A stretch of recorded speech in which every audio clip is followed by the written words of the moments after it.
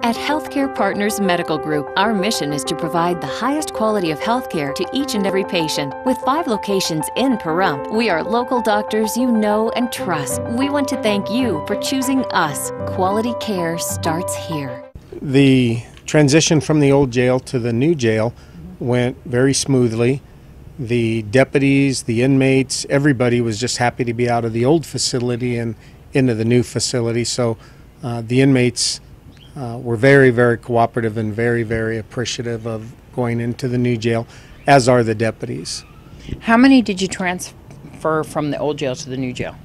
I believe there was between 35 and 45 inmates transferred. I don't have an exact number for you.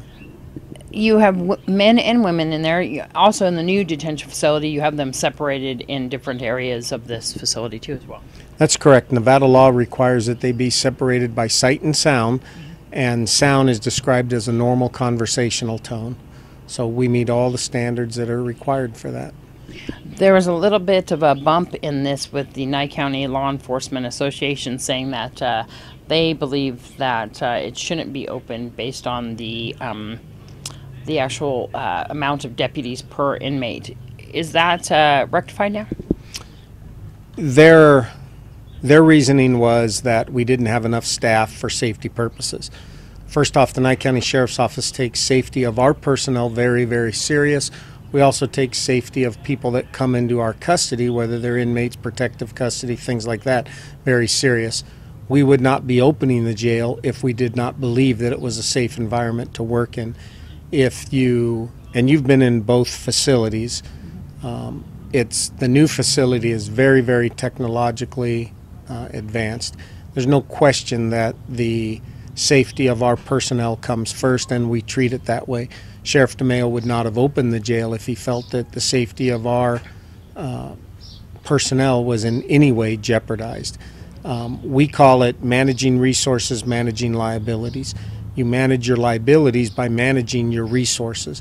You know, one of the things brought up in the courtroom was that by the union was a deputy could get in trouble running into a cell block that has 30 inmates. That's a ludicrous statement. We don't train our deputies to run in and handle 30 inmates.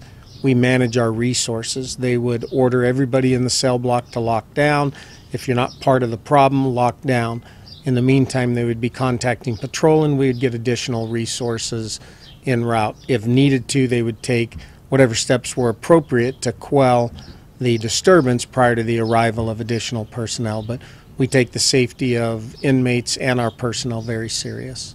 How many staff members do you have in the new facility right now?